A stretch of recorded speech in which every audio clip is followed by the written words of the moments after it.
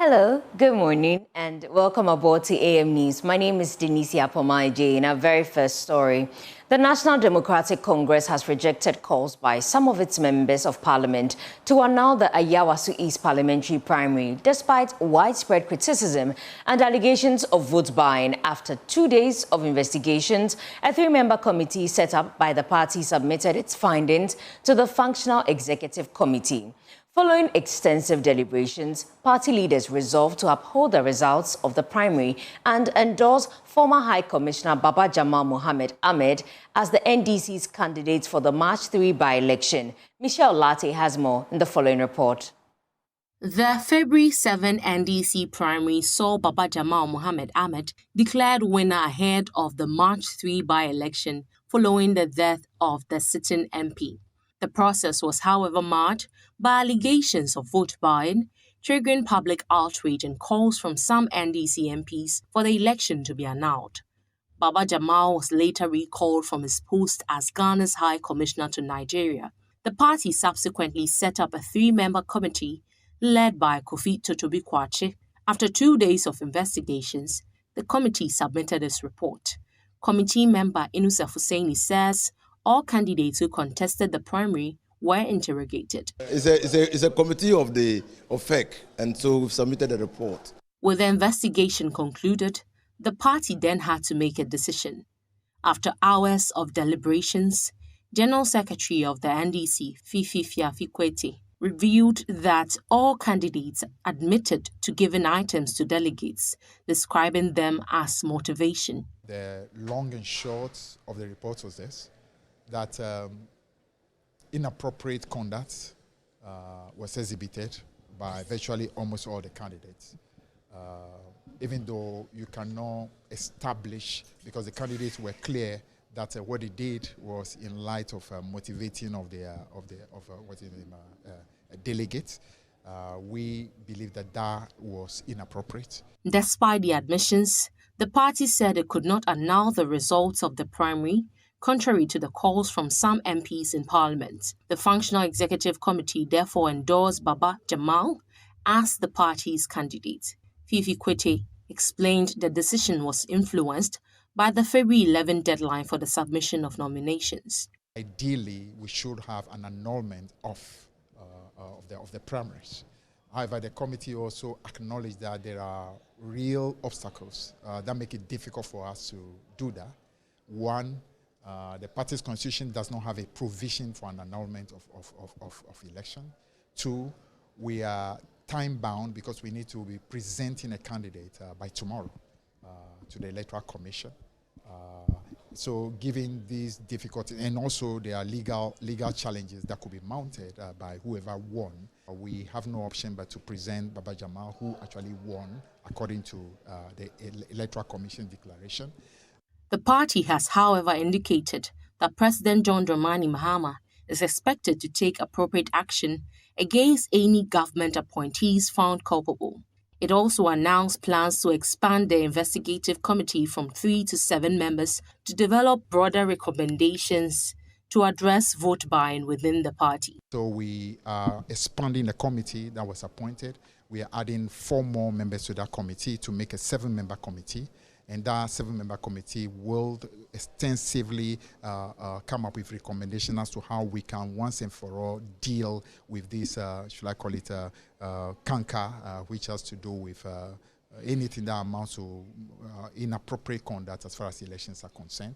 The NDC says it remains confident of retaining the Ayawaso East seat in the March 3 by-election against the NPP candidate Baba Ali Yusuf. For Joy News, Michelle Latte. Country Director of Sokodevi, a Canadian non-governmental organization committed to improving the lives of farmers through sustainable and inclusive cooperatives, has bemoaned the threat posed by illegal mining on cocoa production. Nicolas Damers Labrousse observed the cocoa sector is under threat with limited alternative income generation activities available to farmers, especially the youth. Galamsey continues to ravage vegetation, including farmlands and forest reserves. Assurances by successive governments to deal with the menace have failed, as scientists warn of the presence of cyanide, mercury, and other hard metals used by illegal miners for gold processing in the food stream of Ghanaians. Here is Margaret Frimpong Ayrakwa, Deputy Director at the Cocoa Health and Extension Division at Cocoa Board, who says cocoa farms are being seized for illegal mining activities.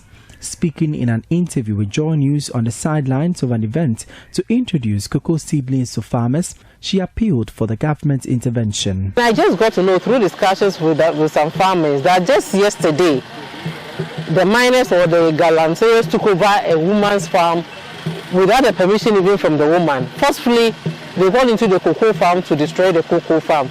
It's quite disturbing and it's worrying. Imagine this all seedlings being sent, the amount of money we spend. Sokodevi has spent, our partners, making sure that we get all these seedlings, we plant. Then the next hour, the next minute, you come back, you don't see the cocoa on the field. It's gone because of Galamsey. At the end of the day, all these things come back to us. It's not as like somebody is doing Galamsey and the impacts wouldn't be felt. It's being felt within our communities. Our livelihoods, our health issues too, is really serious and it's critical. So we are just pleading with our farmers and also with the government that this fight on Galamsey should be really handled seriously as far as we are concerned. At least for our cocoa farms, they should save us. Sokodevi, through its Together Women and Cocoa Communities initiatives, focused on empowering women and youth in cocoa-producing communities in the Ashanti and Western North regions by using plant nurseries as an alternative income generation activity for farmers. The NGO introduced new plant seedlings to cooperative farmers at Adokwai in the Adansi North District of the Ashanti region. But its country director Nicholas Demers Labrousse says the threat of illegal mining in the cocoa sector is real. He wants the government of Ghana to partner with Sokodevi to provide alternative livelihoods to the youth through nurseries, poultry and animal rearing, as well as maize, cassava and dairy processing. We need to be frank and transparent about it. Cocoa sector is in danger with the Galamsey, with the illegal mining. We see it everywhere. If you drive to Adekwai or if you go to different parts of the Ashanti region, you'll see major forests deforested, that we don't see any trees. You see the illegal mining. So yes, definitely a threat to the cocoa business. But moreover, we see a lot of youth going to the Galamsey. But if the needs are there, but unfortunately the income is not there, we need to find some solution for the youth, for the women, for the farmers. Instead of selling the farm or burning the trees to do some illegal mining, there's some alternative. One of the alternatives is the tree nursery. Other alternative is not only to concentrate only on the cocoa industry during 4 months of the year, but to continue with other income generating activities. I'm talking about poultry, animal rearing, maize, cassava, dairy processing. And Sokodevi is there to position the cooperative, the youth, the woman. The Women and Cocoa Communities Initiative is led by Sokodevi. It is aimed at strengthening the resilience of cocoa-growing families through technical assistance, establishment of agroforestry systems, and innovative agricultural risk management mechanisms in the face of increased vulnerability of cocoa-growing communities to economic shocks and climate change. It promotes collective savings, entrepreneurship, and financial inclusion while contributing to the long-term resilience of the cocoa sector and a fair distribution of economic benefits and opportunities. Ohim Interiors reports for Joy News. From the cocoa sector, let me take you to education. From the packed auditorium of the Tichuman Senior High School, a new declaration resonated across the Bunu East region. The future is not a distant promise, but a present opportunity being actively shaped by its youth. The inaugural JBA Bunu East Youth Conference moved beyond identifying familiar challenges like unemployment and the digital divide to a groundbreaking roundtable where young people were empowered not just to speak up, but to lead the way forward. Anna Sabit reports. In a region brimming with potential, a new conversation has begun, one where the youth are not just the topic, but the driving voice. The inaugural JBA Bunu East Youth Conference brought together students, advocates and leaders to tackle pressing challenges and map a path forward. Founder and convener of the conference, Joseph Boachajman, revealed that the platform is to move from talking about the youth to talking with them and finding real-world solutions. Bono East Youth Conference is a special conference designed for youth in the Bono East region. What we realized over the years is that most youth in the region find it difficult even identifying their purpose and even know what they are supposed to do in life. They engage themselves in drugs, in teenage pregnancy, which is affecting our growth as a region. So upon the survey that we conducted and then the research that we had, the responses showed that we have to put the youth and then mentor them together and then mentor them. That gave birth to the Bono East Youth Conference. Beyond the discussions, the day was packed with skills workshops and mentoring sessions, translating big ideas into personal action plans. The focus was squarely on turning dialogue into tools for leadership and innovation. We bring them together, we help them, we take them through trainings and then conversations that helps them identify what they've been asked to do. And again, there are a lot of young people who want to also go into business, but they find it difficult in identifying the kind of business skills that they want to go into. So we are bringing business strategists who come, sit with them, give them the trainings, even take what they have, what they themselves have in their minds, and then develop and turn them into business ideas for they themselves. District Chief Executive for Techiman North, Adam Kobna Johnson, set the tone, passionately affirming that both the future and the present truly belongs to the youth. I am happy, and it tells me that the youth of Ghana, and in particular, Bono East, they are rising up to take up the leadership mantle. You know, previously, we used to say that the future belongs to the youth. But today, the future no longer belongs to the youth. The future belongs to the youth, and the present belongs to the youth. He stressed the collective responsibility to help youth realize their potential. This is also to say that leaders of today, we should make every effort to give the youth platform to excel. The most powerful testimonials came from the participants themselves, primarily students from across the region. Many shared that the session exposed them to believe in themselves, citing their access to role models, practical advice, and a network of ambitious peers as transformative. This activity does not only focus on advising students, but also equipping students with knowledge, skills, expertise, and also hearing their voices to help them be able to contribute to the development of Ghana in the long run. And this program is very, very essential. I mean, it's very, very important because we come to realize that we, the youth, are very, very important to the extent that now we are unlimited. It means that no matter where you are, you can make it. The inaugural JBA Bono East Youth Conference has laid down a marker. It has shown the power of bringing youth to the table, not just as subjects of discussion, but as architects of solution. As participants left the auditorium, the message was clear. The energy and future of Bono East are in capable hands, but they require continuous investment, genuine listening, and collaborative action. Reporting for Joy News, Anas Sabit, Techiman. And still on education, the Vice-Chancellor of the University of Ghana, Professor Nana Ba-Apia Amfo, says it has created a thriving academic environment that places the institution as one of the best centers of high learning, both in the sub-region. Currently, the university is highlighting its academic credentials as Ghana's premium university and remains the highest-ranked university in Ghana and West Africa, and among the leading institutions in sub-Saharan Africa in the 2026 QS World University rankings, as the Vice-Chancellor pledges to nurture young graduates to tackle pertinent challenges facing the country during one of its February 2026 congregation for the 2024-2025 academic year. There's more in the following report.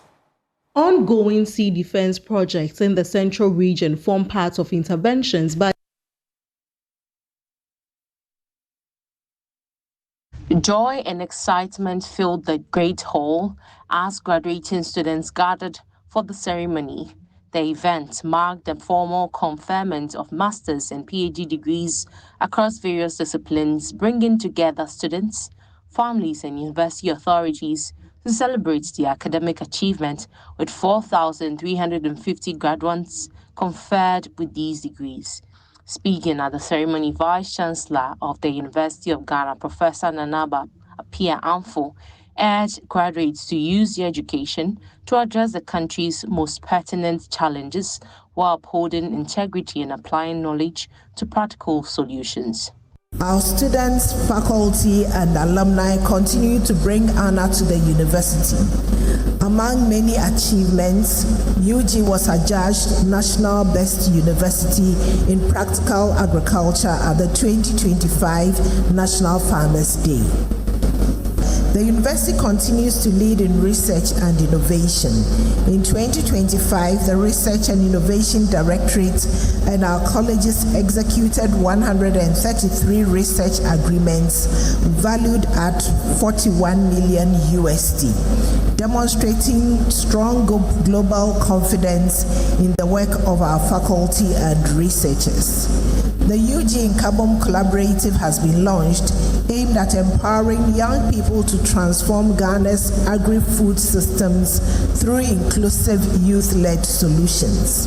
An innovation enclave, a state-of-the-art facility established in partnership with Imperial College London and the Cosmos Innovation Center, has been commissioned to provide a makerspace that enables students and researchers to translate ideas into impactful solutions addressing Africa's development challenges. Delivering the valedictory speech, Abdullah Abubakar called on graduates to be ethical and compassionate leaders who use their knowledge to the benefit of the society. Within these challenges, we found our rhythm with perseverance and hard work. We aspire to be not just experts, but ethical leaders, compassionate innovators, and educators in our own right.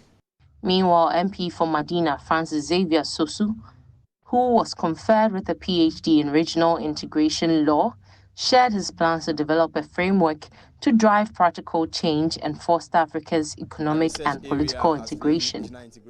And what I sought to do with my work is to develop a new framework called the African 63 model for economic integration of Africa using the Africa Continental Free Trade Area Agreement.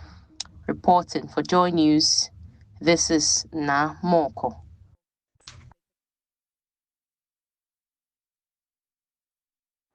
And now to some other stories.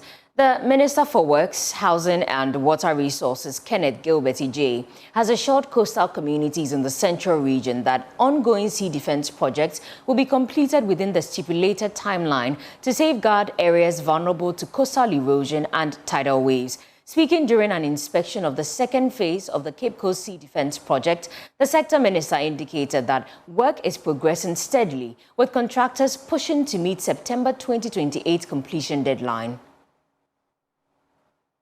Ministry of Works, Housing and Water Resources to secure Ghana's coastlines against climate variability and rising sea levels.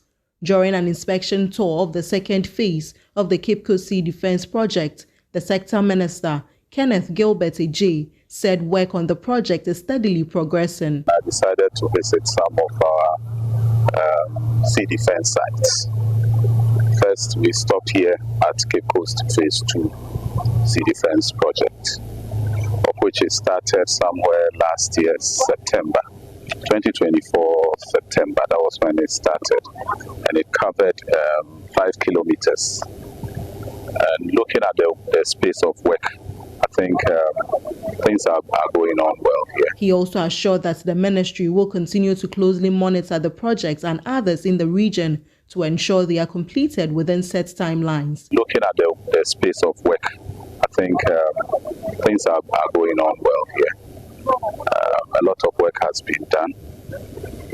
Looking at the percentage that they've reached, I think the company is on track, and ministry will keep visiting to ensure that they go by the timelines that they've been given, so that the people of Mori, Ekon, and Diaku, those are the communities that are benefiting from this particular phase 2, will ensure that the people will be protected from the sea. Meanwhile, the Chief Executive Officer of the Ghana Hydrological Authority, Dr. Sylvester Darkon, warned that sand-winning activities along the coast are major obstacles to the effectiveness and sustainability of sea defense infrastructure. So sand winning basically involves, moving sand from the shore, the beach, for constructional purposes and for other related activities by some people, which is not normally it's not even allowed by the local authorities. But what we see is these activities are going and undergoing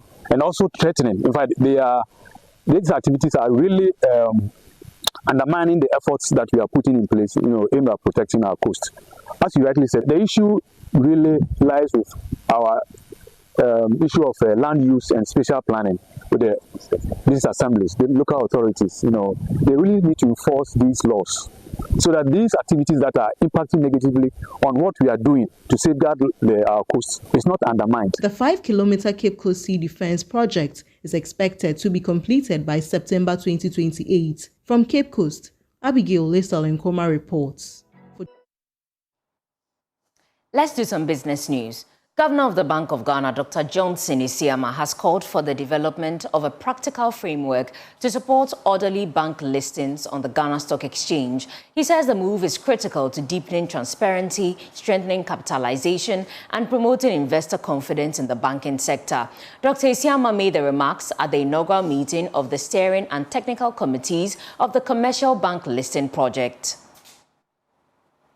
Is expected to provide strategic direction and policy oversight for the project, ensuring strong coordination among key regulators, including the Bank of Ghana, the Securities and Exchange Commission, and the Ghana Stock Exchange. According to Dr. Isiama, developing a structured listing framework is critical to building investor confidence and supporting the long-term resilience of the financial sector. Your task, colleagues, over the coming months is to deliver a framework that is practical, a framework that is credible, and a framework that is grounded in Ghana's realities.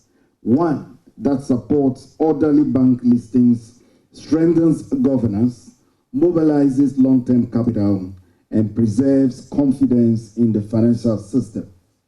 I want to encourage you, colleagues, to approach this assignment, therefore, with rigor, with openness, and with a strong sense of public responsibility.